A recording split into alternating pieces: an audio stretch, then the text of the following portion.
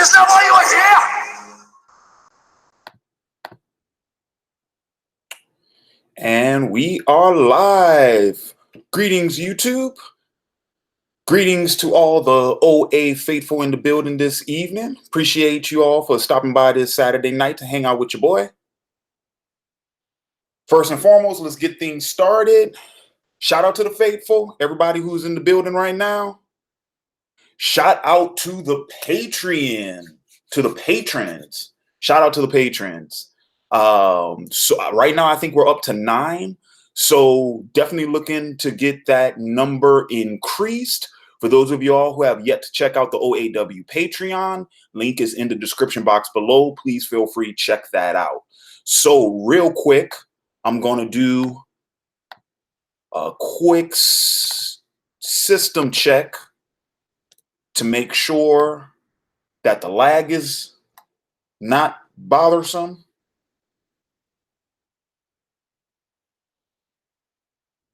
Let me check something real quick. I think we're all good. We're all good.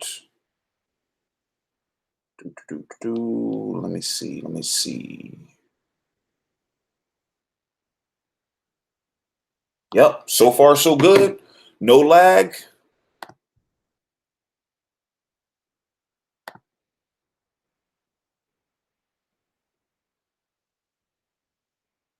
Let's see.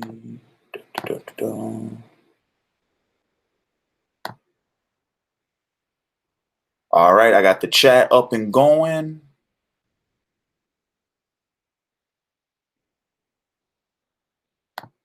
All right, I think we're good. I think we're all set. So once again, I want to thank everybody for checking this review out live. I want to thank everybody for checking it out after the fact. But let's go ahead and let's get started. So this is going to be my first official Patreon requested review. And this one comes courtesy of OAW Faithful, 00 Soldier. Shout out to you, fam. If you're watching, thanks for coming out. If not, catch you on the replay. Catch you on the replay. But yeah, my very first patron actually pledged to the OAW Patreon before the Patreon was actually officially live, before it was officially announced. So, you know, he got in early, got his request in. So tonight, I am going to be giving you all my review of the 1985 comedic martial arts film, and that is Berry Gordy's The Last Dragon. I actually got the soundtrack on in the background. Hopefully y'all can't hear it because I'm not trying to get a copyright strike, but you know how we do over here. All right, so let's go ahead and let's kick off this review. So what I'm going to do tonight is, by and large, this review is going to be non-spoiler because I understand that I have a lot of young viewers, and there's a very good chance that they have not seen this film.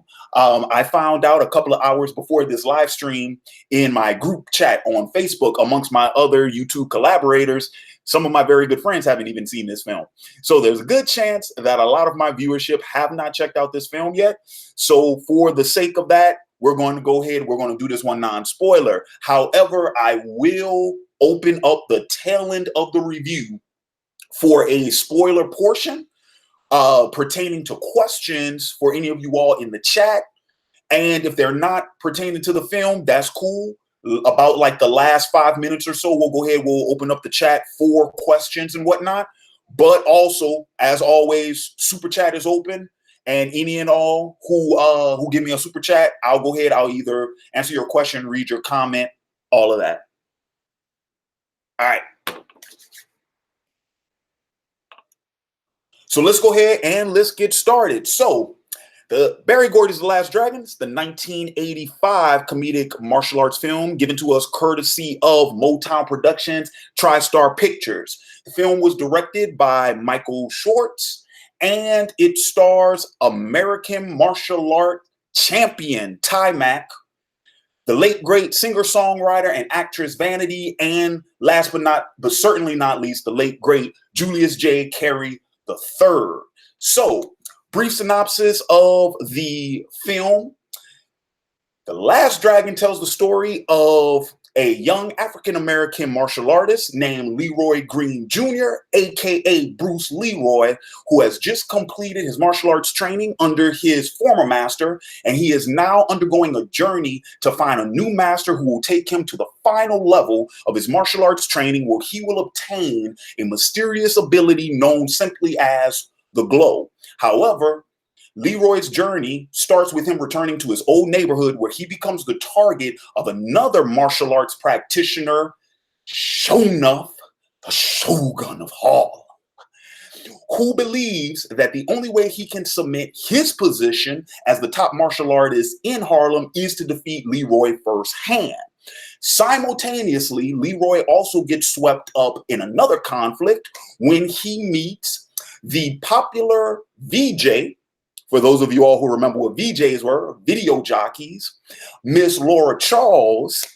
Once he meets Miss Laura Charles, he gets swept up in another conflict where essentially he ends up becoming her bodyguard because she is currently being hassled by a video arcade tycoon named Eddie Arcadian, who is trying to force Miss Charles to debut and air a music video that he produced for his startup singer girlfriend, in the hopes that he will get her enough publicity to start off her career. And essentially he's trying to use her as a cash cow in order to further his nefarious empire.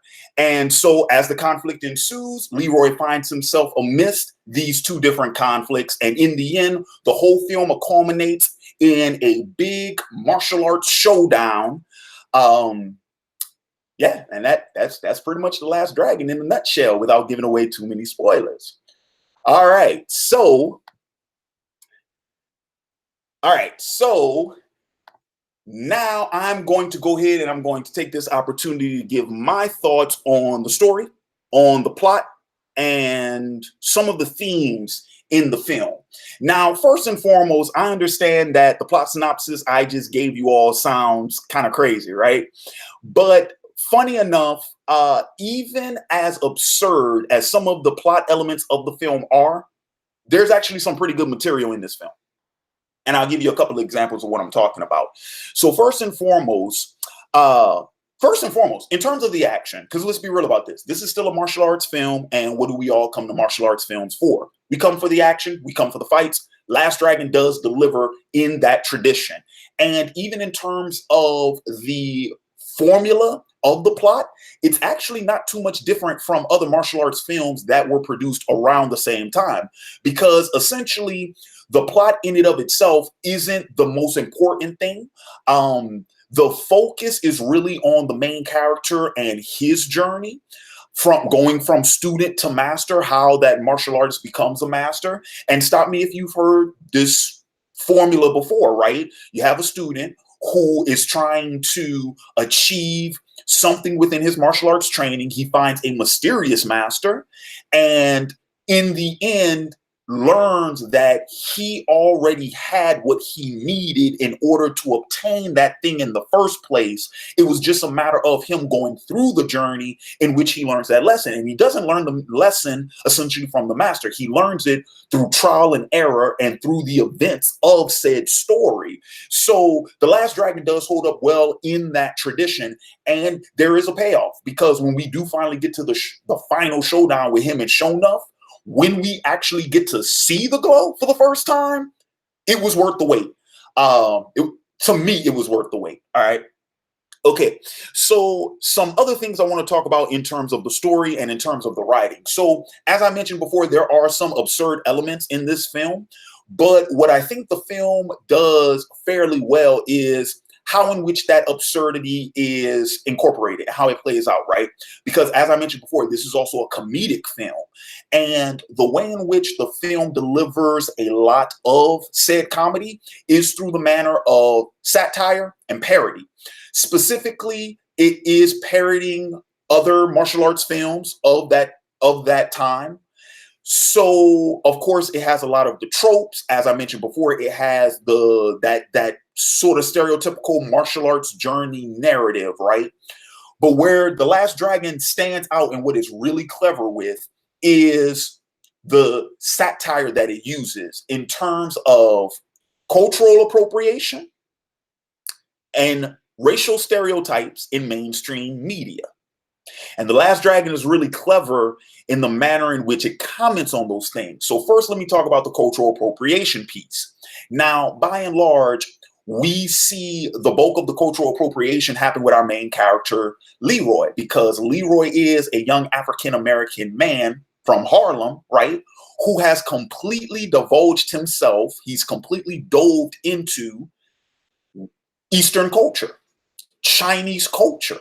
I mean, from the way he dressed, it's not just his martial arts practice and his training, but the way he dressed, the way he speaks, the manner in which he lives, the values and beliefs that he holds. And then, of course, Leroy is a martial arts teacher, so he's teaching this to younger people as well. He pretty much lives his life as if he was a martial artist practicing in China, right? There is a lot of cultural appropriation with that. What's funny, though, is when we see Leroy interact with other members, when we see him interact with members of the Asian American community, especially in New York, we see how the members of that community, they're a little bit abrasive to Leroy. Why? Because they feel like he's putting on a front. They feel like he's putting on a front because clearly a black guy can't be doing this authentically, right? But also at the same time, what Leroy believes the members of said community are like is based off of stereotypes that he himself have adopted from the mainstream media. So when he operates around those people in those ways, of course, they don't take too kindly to that, right? But the funny thing about it is some of those characters from that Asian American community, they're currently in the process of appropriating aspects of African American culture. So you have that funny little like tennis match between those groups of characters and between the different aspects of each other's culture that they are either trying to embody or that they're trying to share with one another. So I think The Last Dragon is actually pretty clever on the way it handles that. The second part is, as I mentioned before, is the stereotypes, right? The mainstream media stereotypes. So a couple of examples. One example in which The Last Dragon is commenting on a stereotype is when we look at the character of Johnny Yu, who is one of Leroy's students. Johnny Yu is an Asian American young man, and there's a scene where he's talking to Leroy and he tells him that he's developed a form of fighting without actually fighting. And it's all based off of intimidation, because he said that when you meet people on the street, because he is Asian, they immediately think that he knows martial arts. So all he has to do is give him a couple of looks, shout a couple of times, jump around, bounce around, and most people, he thinks most people will be scared away by that. So the character of Johnny Yu, he's actually trying to play into his own cultural stereotype that other people have about him to his benefit, right? But then take an example where The Last Dragon is commenting against a racial stereotype and look no further than Leroy's family. Leroy's family, which is a prototypical African-American family in Harlem, right? But his father owns an Italian-style pizzeria. Very uncommon for the 1980s. That's not something you would normally see. And even if you were to walk into Daddy Green's Pizza, just follow your pizza to Daddy Green's Pizza. Even if you were to walk into Daddy Green's Pizza, you'd probably expect it to be run by Italians, but it's not. It's ran by African Americans. So like I said, The Last Dragon has a couple of really clever things done in that nature. All right, so for the most part, that covers what I wanted to talk about specifically in terms of the story, the plot, the writing. Now let's talk about the characters. So first and foremost, I'm going to start off with Leroy, played by Taimak. And what I really appreciated about Taimak and what he brings to his performance as Bruce Leroy. Now, number one, I think it was very wise on the casting decision to actually cast a martial artist. Why? Because you don't have to train him. He already knows the craft. All you pretty much have to do is, work the choreography with him. And essentially you're just directing him to perform on the camera, right? But him having the previous knowledge that he already has, you know, there's something to be said for those martial artists who, you know, those actors who are martial artists. It makes the job a lot easier, in my opinion. And you can tell because it shows up on screen. They're not faking it, you know. I would have to imagine the only real challenge of dealing with a professional martial artist is you have to teach them how to hold back a little bit, right? But if they're, you know, if they're like a black belt, like, because Taimak, he's a world champion, a several-time world champion, he knows how to, you know, he knows how to restrain himself. He knows how to hold back, how to pull his punches, if you were. I don't think you have to worry about him hurting anybody. I mean, I'd have to imagine probably an amateur has that a higher level of danger at committing something like that. But the other thing I appreciate about Taimak, because up to this point, I don't know if this was his first movie role, because he has also done stunt work, but it's one of his earliest. I know that for a fact, and you can tell it's one of his earliest. But because of that, there is sort of a natural naivete that he brings to the character of Leroy that, given Leroy's character in and of himself, comes across as very genuine. And it doesn't seem like it's forced, and it doesn't seem like it's it seems totally believable. We could, when you watch this film, you could see through the performance, Taimak does the fish out of water very well. And it works. It works really well. It makes us believe that Leroy is sort of from another world, so to speak. All right. So next, I want to go ahead and I want to talk about Vanity. Now, to be fair, Vanity does not get a lot to do in the film, so to speak, because the way in which her character is written. I will say that for Laura Charles's role in the film, Vanity does a good job. All right. She is, you know, very, you know, she's young, she's attractive, she's charismatic. She has a natural, natural, I don't want to call it swag, but the way in which she carries herself, which it also works out because she is a professional singer and songwriter. So that the way in which she plays the humble celebrity, she does that very well. And once again, just like with Taimak and his portrayal of Leroy, it's genuine and it's endearing. We can connect to her on that level because, for as famous as her character is, she still tries to be down to earth. And I think that really works well. And opposite Taimak's Leroy, I think I like the chemistry that they have, though most of that chemistry is sort of based on a sexual level.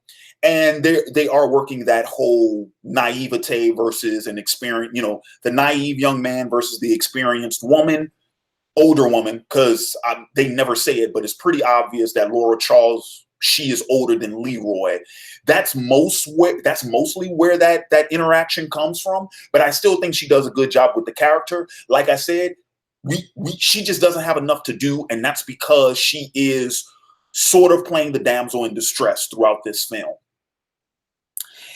But with that being said, of course, that brings me to probably not just the best performance, but definitely the most memorable performance of the film. And it's the performance that made this film the cult classic that it became. And of course, as Julius J III as Sho'nuff, the Shogun of Harlem.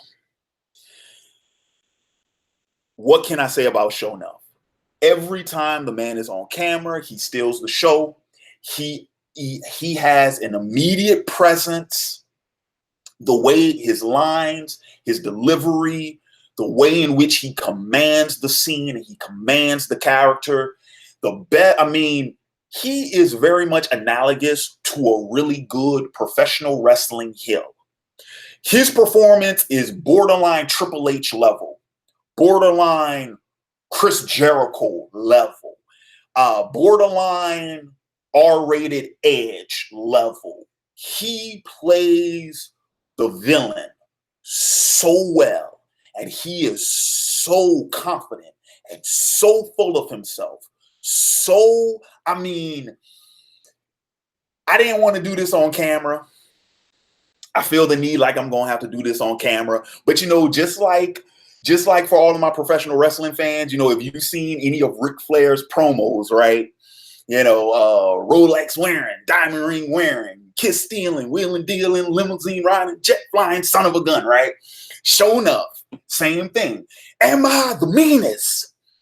Am I the prettiest? Am I the baddest mofo low down around this town? Who am I? Sho'nuff.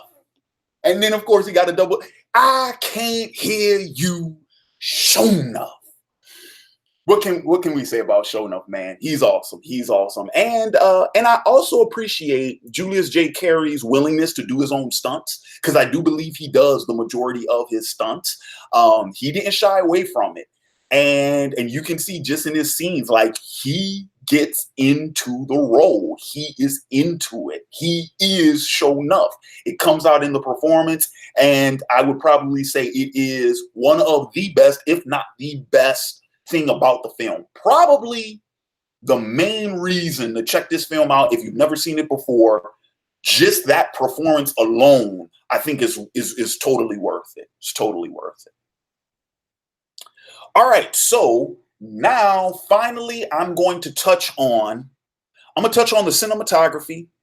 I'm gonna touch on let's talk about the cinematography and then the music, and then finally I'll wrap things up with just my overall thoughts about the film.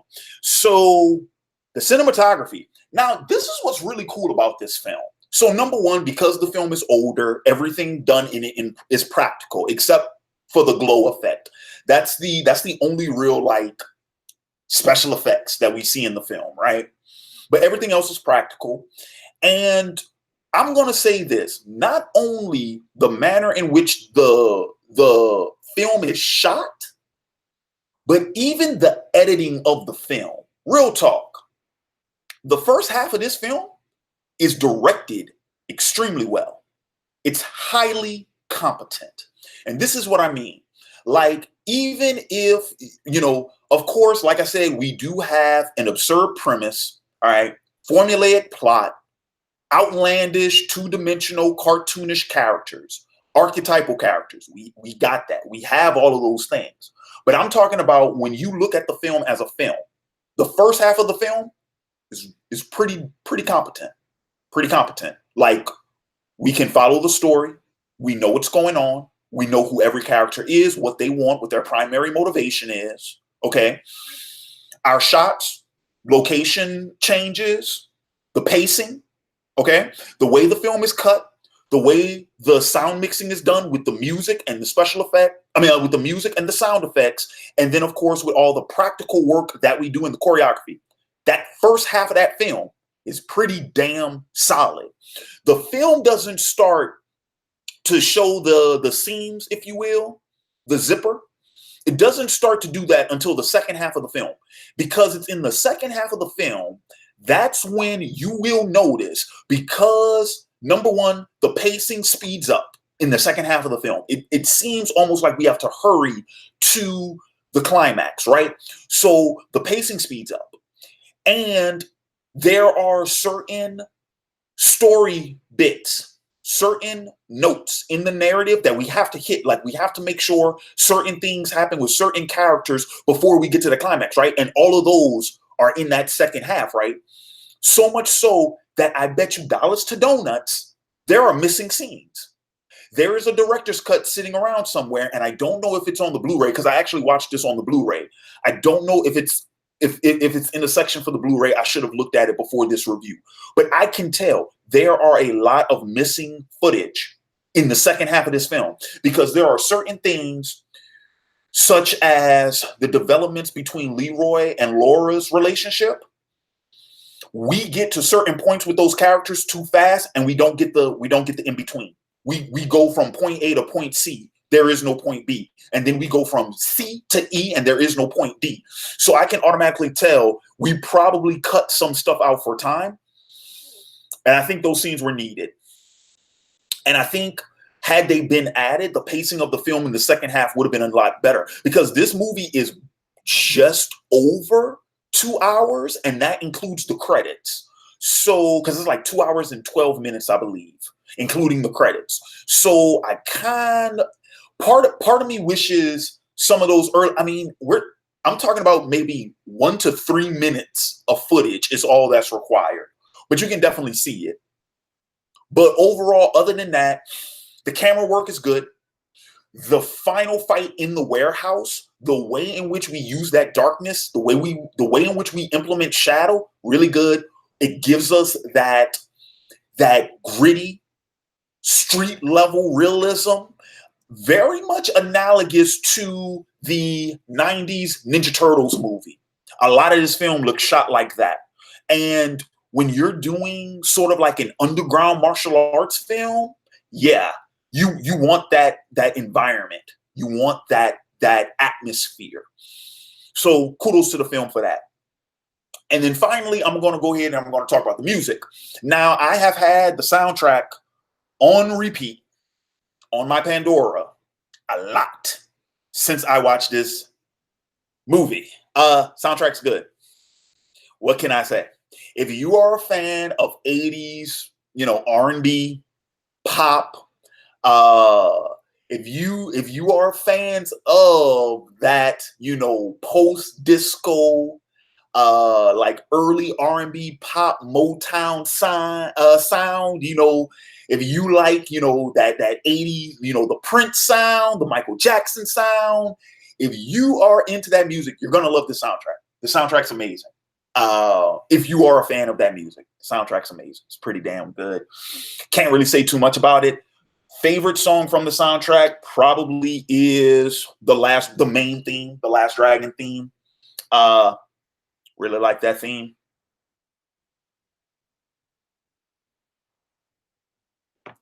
Real quick, just to pull it up. Yeah, by Dwight David. Really, really like that. And funny enough, my second favorite song on the soundtrack just came on my Pandora, and that is The Glow. The Glow. That's probably my second favorite. And then Rhythm of the Night by The Barge. That's my third favorite on the soundtrack. But yeah, all in all, yeah. So final thoughts on The Last Dragon. So you know what?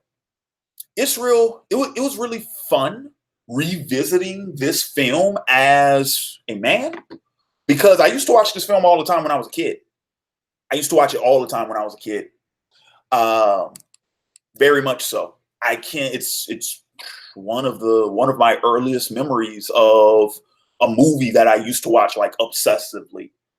And the reason for it is because as much as it is a comedy and as much as it is a martial arts film, let's be real about this. When we want to talk about narrative formulas, it's a superhero film, man.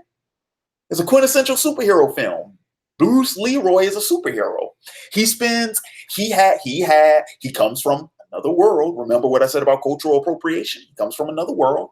He returns to his neighborhood, of course, to share what he has learned and to try to make his neighborhood a better place. That's why he's teaching the youth, teaching them to defend themselves, teaching them the values of his teachings. And he's searching for a master to obtain a boon, if you will, a treasure, a power that he can use to protect the people of Harlem.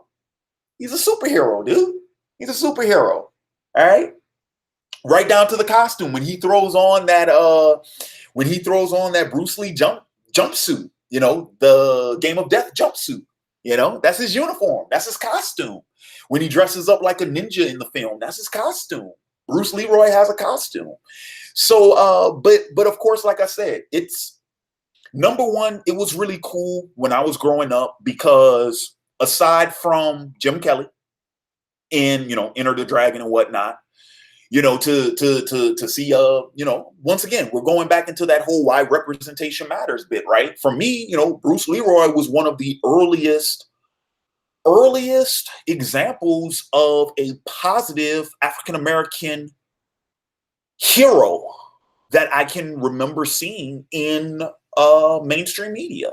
Yeah, yeah, he was. He was. I can remember being a little kid, wanting to be like Bruce Leroy. Like, Bruce Leroy, he's the man. I want to be like that, And his journey, like I said, it's textbook, kung fu film, but it's an underdog story. It's Rocky. There are a lot of themes and messages that are inherent in this story that you'll find in, like, say, Rocky, for an example, which is another film franchise that I absolutely love. I love Rocky. I love Rocky. I love the Creed films. I just love that franchise.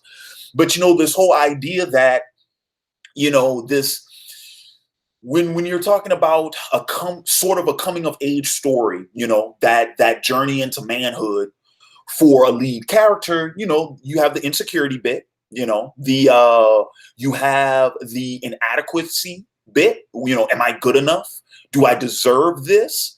Despite all the things that I've worked for and all the things that I've done and all the things I've accomplished, and it's that believe in yourself message, that notion that you are already good enough, that what you're already on the right path. You're supposed to have difficulty in your journey. Because there's man, I wish I can remember the guy who said it, but it was the late great Miles Monroe. He said that all dreams will be tested for authenticity. Life is going to test you to determine that if what you want is what you really want. And if you're actually worthy of it, Now I'm starting to bring in analogies like Thor's hammer, like Mjolnir. Are you worthy of that hammer? Are you worthy of that power? And that same thing, that's inherent in The Last Dragon. And that resonated. It resonated to me when I was a kid, and it resonated with me now. We're talking since the first time I saw this movie, man, maybe 25, 26 years later, Yeah. So, but yeah. So what else can I say about the Last Dragon? I mean, I will say this. Final thoughts, and this is the recommendation part. If you like old school martial arts films, Bruce Lee films, Shaw Brothers, if you like those films, you'll probably dig this. It's different than those, but this film, that another thing I want to throw out. This film is sort of a love letter to those films. It's sort of a love letter to those films, and it's a love letter for the fans of those films. So here's the thing. There is a thing that pretty much is, how do I say this? I don't want to say demonstrated, but it's shown in the film. It's displayed in the film. And that is the popularity of those old martial arts films in the ghettos. Now, for a lot of people, I would probably say for most of the mainstream, main society, mainstream American culture, a lot of people didn't know this was a thing in the Black community, right? Now we know about it today because of, Wu-Tang. That was pretty much the major influence for that entire group, and they've talked about it. And then if you look at other shows and other films, like Luke Cage, they talk about it in Luke Cage in season 1 with when in the flashback episode with him and Squabbles in prison. They're talking about like how much they love those old martial arts films, right? Here's the thing. So yeah, back in like the 70s and the 80s, those old school martial arts films were really popular in the Black community for a couple of reasons. The number one reason, and for the record, the main reason is money, right? But let me tell you how the money thing breaks down. So number one, those old martial arts films were very cheap for dollar theaters to acquire. So dollar theaters brought up the reels, and they were able to show those films around the clock. And they were able to actually charge even less for the tickets so long as it was bringing people indoors, it was pretty much essentially the same thing that happened with a lot of old films, how they kind of, funny enough, it happened to The Last Dragon, how a lot of old films found a new, like a second wave popularity thanks to being rebroadcast on cable television. It was sort of the same. It was the same effect, right? These are old films that, anyone who saw, if anyone who saw them when they first came out, they saw it and they went about their business. But for people who are actually, who like the material, who are fans on it, they kept going back to rewatch it, right? Why? Because it was inexpensive, right? Funny enough, and that's what ended up making the Last Dragon a cult classic, because of how many times it was reran on basic cable. Because I remember watching it a lot on like USA, VH1, especially VH1. VH1 used to play this all the time, right? I think BET did at one point too. TBS, yeah, right. But anyway, so that was the first thing. Dollar theaters went ahead and they bought the reels and they would show them all the time because it was cheap. But number two, the moviegoer. And for a lot of African American youth who grew up in said, in the ghetto, essentially in the hood, guess what? It was a cheap form of entertainment. Of course you were going to go check it out. Why? Because it didn't cost you much to do it. So that was very popular with young African Americans, especially teenagers around that period. They would go check out all of the the old kung fu movies and whatnot, and they were fans of that. So and The Last Dragon is kind of a celebration of that. It's kind of like an acknowledgement to the fans who did those things. Like, yo, y'all supported those movies for so long. Well, guess what? Here's one of your own, right? So, why else? Why else is the first scene, Sho'nuff's introduction in the film, in a movie theater? Why is it that we see multiple clips of Bruce Lee's films throughout the entire movie? Because it is a celebration and it's a tribute to those original films. So that's why I say, if you're a fan of those movies, you might actually get a kick out of this. You might. I would also say if you're a fan of, well, like I say, if you're a fan of that type of music, you'll at least enjoy that aspect of the film, definitely. But yeah, I think if you like martial arts, hell, if you just like, cool, martial arts, practical effects, you'll get a kick out of it. So that's going to pretty much wrap up my review. Once again, huge shout out to OAW patron, Blockbuster patron, 00 Soldier. Thank you so much for the request, man. I had a blast going back to revisit this film. It's awesome. Thank you so much.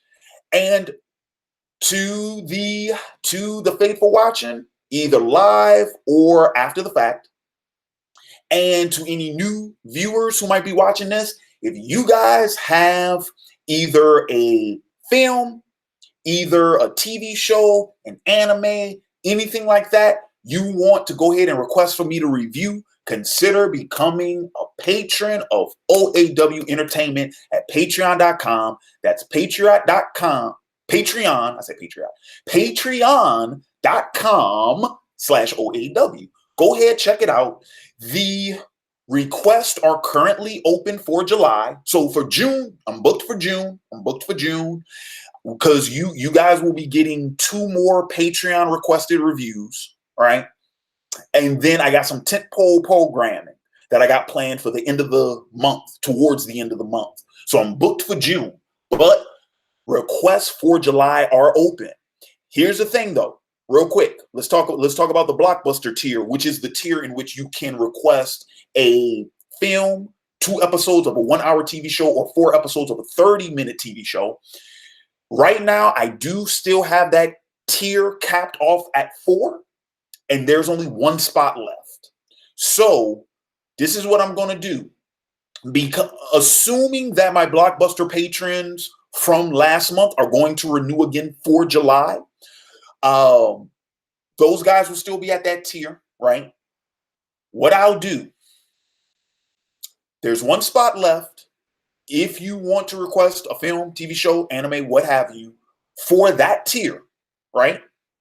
There's one spot left. Go ahead and get it while you still can. Once that tier is closed, right? Once all the spots are taken up, if you really want to request one, I will open it. I will open the tier up for you in order to get in. All right.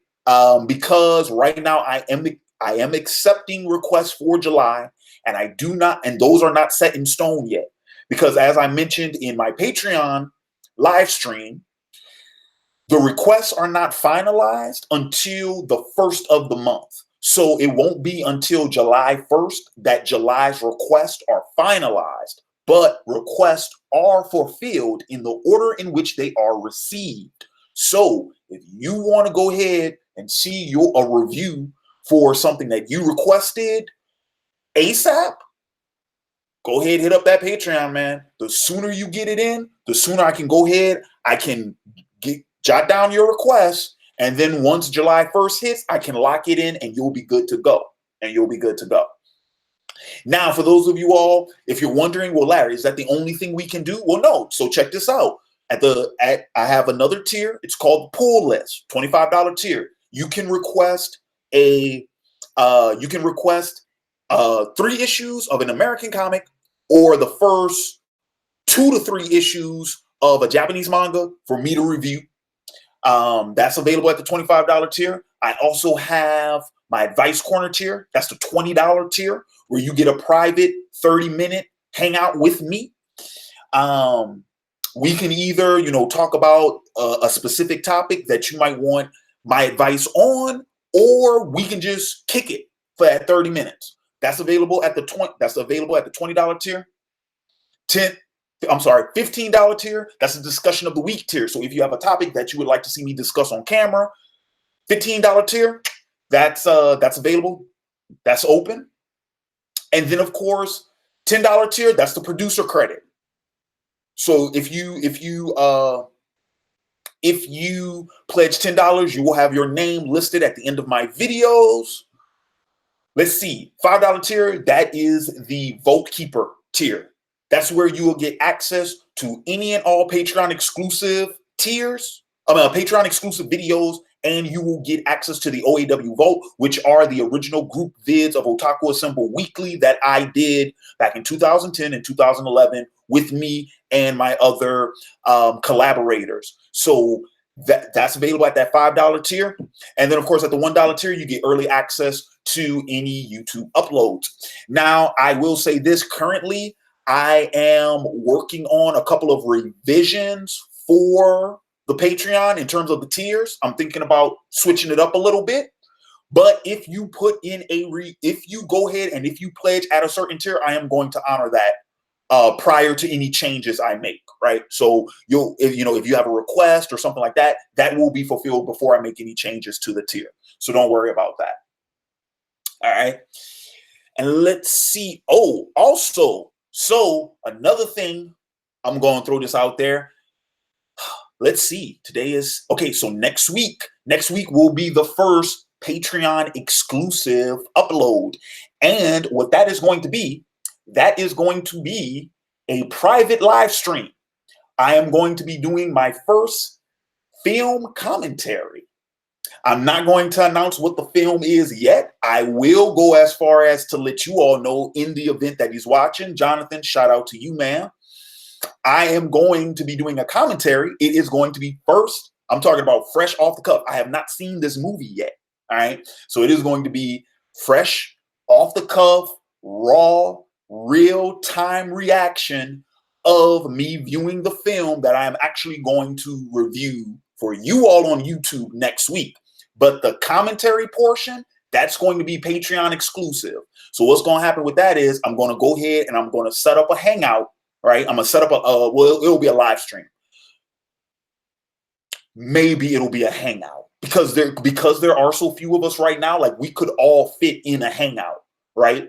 But the deal is it's going to be recorded because it's going to be available for people for patrons who might join after the live stream, they'll be able to go in and watch it, right? But it's going to be a live commentary. It's pretty much, and I know this might sound kind of weird, like, so what's actually going to be on camera, Larry? Are you showing the movie? No, I can't show you the movie. For copyright purposes, I can't show you the movie. But what it will be, for those of you all who remember the old blog TV live streams I used to do when I was viewing Game of Thrones episodes, right? No, essentially, hopefully, we're going to be watching the film together. So the camera will just be on me watching the film, but ideally on the other side, you'd be watching the film along with me, and you'll be able to hear me commentate on certain things about the film. Yeah, that's what it'll be. But like I said, I'm going to stream it. That stream will be exclusively for patrons. It's going to be just for them. It's going to be just for them. So so yeah, the first one is coming up next week, right? Like I said, raw, never seen the film before. Jonathan, if you're watching, dude, you know what the film is because you requested it. It's your review. I mean, it's your request. So yeah, so the commentary for that is going to happen next week, sometimes in the middle of the week, right? Or maybe I'm thinking maybe next Thursday, right? This upcoming Thursday, right? So we're going to do the commentary for that. And then the review for that is going to be that weekend. Yeah. Also, the second commentary.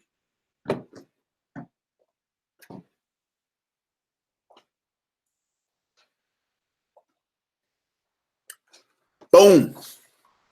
Into the Spideyverse will be the second commentary that is going to be, once again, Patreon exclusive. So if you want to check out those commentaries, going to have to join the Patreon. And like I said, you will get access to those commentaries at that $5 tier.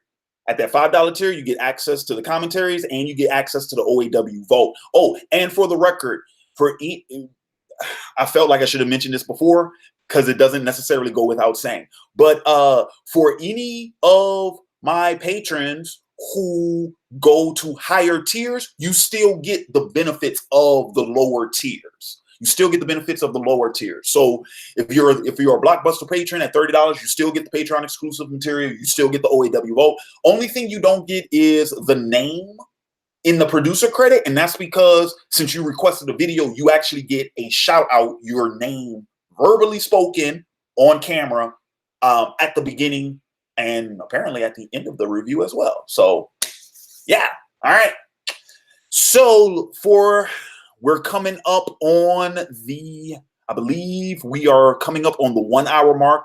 This is not going to be a long live stream, guys, but I do want to take this time to thank everybody for coming out. If you have yet to do so, feel free. If you like this live stream, like it, share it with your friends, people you think will get a kick out of it. Anybody that you might want to convince to check out The Last Dragon, please feel free. Use my Hangout. Be like, hey, man, see what this guy has to say about it. He's really good. He's really thorough. If you're still not feeling the film after that, well, screw you then. I didn't want to be your friend anyway. Well, however you want to do it, right? Share it with friends. Share the link.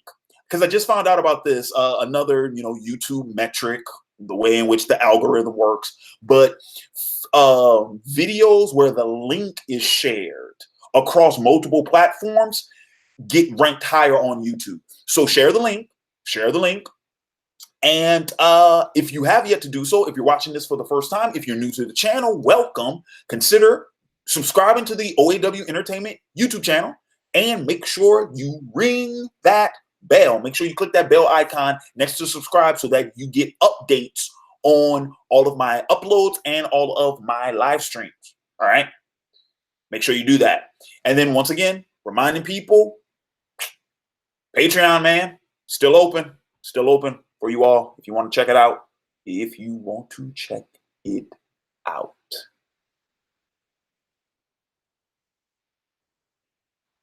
Yeah. All right. So, I tell you what, because I want to, you know what?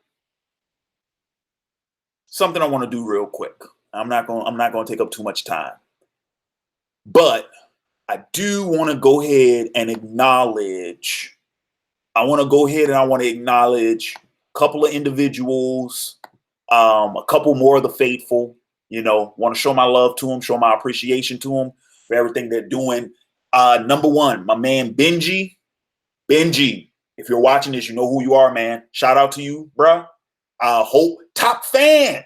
Benji, did you know this? Have you gone to the Facebook page recently? You are the top fan on the OAW Entertainment Facebook page. I didn't do that myself, actually. Facebook Analytics did it. You're the top fan. Shout out to Benji, top fan at the OAW Entertainment Facebook page. Shout out to you, my man. And then finally, I want to go ahead and give a shout out to M. Robinson 30 and Chadardan.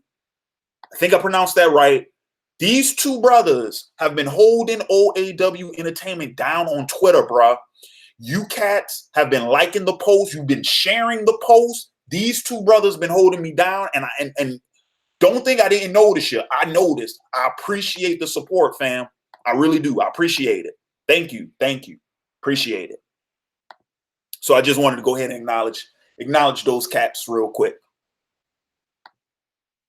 All right, so for the next no more than 10 minutes, we're going to go ahead. We're going to hit up the chat and see what's going on. So let's see who's in the building.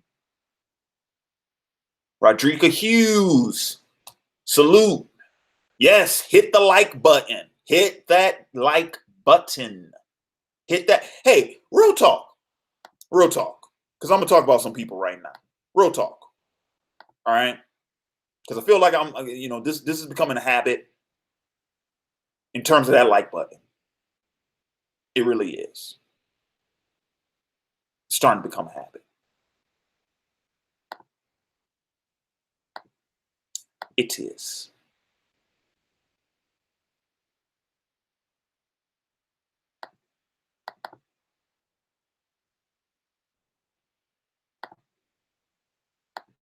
Real talk. That like button is starting to become a habit. I got a question for you all. Are you not entertained? Are you not entertained? Is this not what you're here?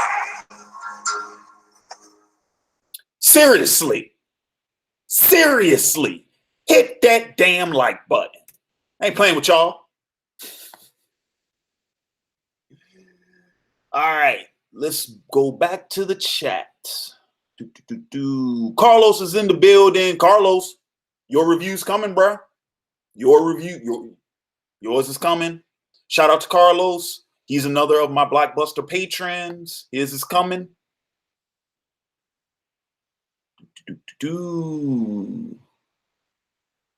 Jay Storms. Bullets with his teeth. Negro, please. All right, let's see.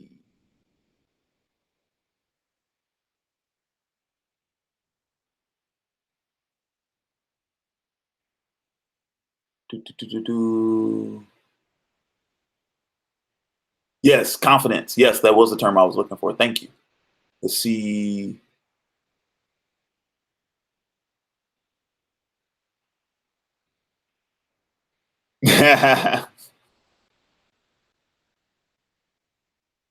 I appreciate that, DK.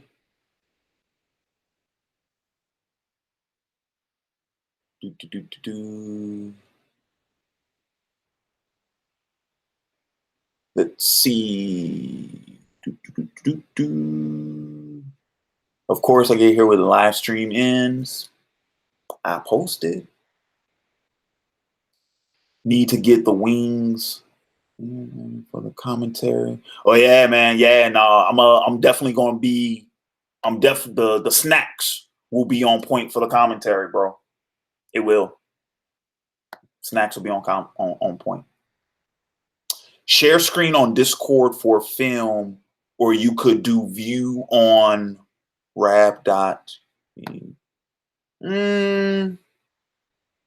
But I can't share my audio. You see, it would be weird because I'm gonna be watching it on my TV. So I'm not entirely sure. Even if I was to share the screen, like how would I share the audio? That's the thing. Like, yeah, I'm not going to be doing the commentary from my laptop. I'm gonna be watching it from TV because the laptop is going to be used for the actual live stream, but I'm watching the movie on the television. And I'm gonna have it set up to where I'm gonna have it set up to where the audio is going into my my headphones.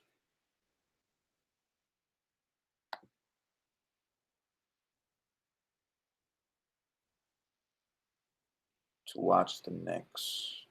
Let's see.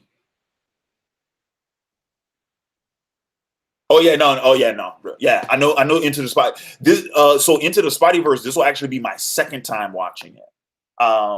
That one I've seen before, but I guess you could say this is my note-taking viewing because I'm going to be reviewing that later this month. So yeah, so for, like, this will be the viewing with me being more critical. All right. Do I need Google Hangouts to watch your next week commentary? No, you do not. You do not need Google Hangouts, but Pitch Black, are you a patron?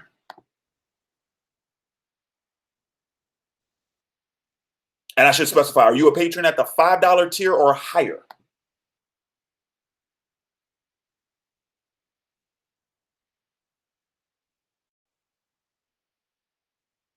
Oh, Chadarden's in the house. Yo. Have I checked out the new Demon Hunter anime? Not yet. Okay. All right. Sweet. So yeah, Pitch Black. You will not need Google Hangouts. If I do it as a live stream, if I do it as like a hangout where you guys get to join, then you would need Google Hangouts. But in terms of like the private hangouts, I'm not starting those just yet. But that is something I'm currently working on for patrons in the future. Like we'll probably do some private hangouts. Or if not private, you guys will be able to join me in a hangout. Yeah, something like that. Still trying to figure out how I'm gonna do it. It might be like a sort of like maybe like an end of the month thing or something like that. Who knows? Still working out the details about how I want to do that. But for the commentary, no, you won't need hangouts. Probably more than likely, this is what I'm gonna do with that, right? What I'll do is I'll set up the live stream, right? And I'll send you all the private link to it so that you guys can watch it. I'll message it to you. I'll either message it to you on Patreon, or I will post it as a post to where you you guys are the only ones who have access to it on Patreon. Either way, the link is going to be on Patreon. So make sure you check Patreon for the link. And then once you join, when you click the link, then you'll be able to view the live stream.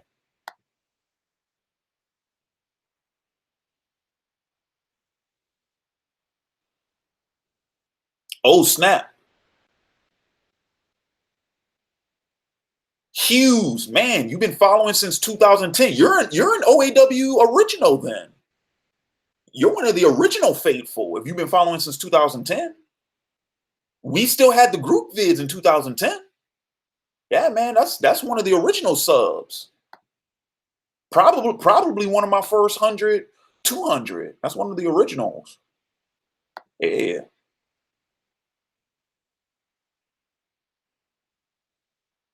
All right.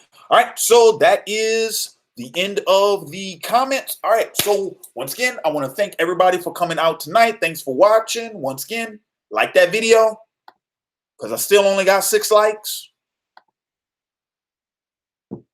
Don't make me call Sho'nuff on y'all. Y'all don't want the Shogun. That like that damn video. So anyway, so yeah. So I want to thank everybody for coming out. Once again, like the video, share it with your friends. And if you're new, if you're watching this after the fact, please feel free. Subscribe to the OAW YouTube channel. And check out OAW on Patreon, patreon.com/OAW. OAW, just OAW. I was actually able to get OAW in the URL for that one. Everybody else makes me throw on them the entertainment on the end. All right. So with that being said, this has been Larry Williams, OAW Editor-in-Chief. I am signing off, and until next time, peace.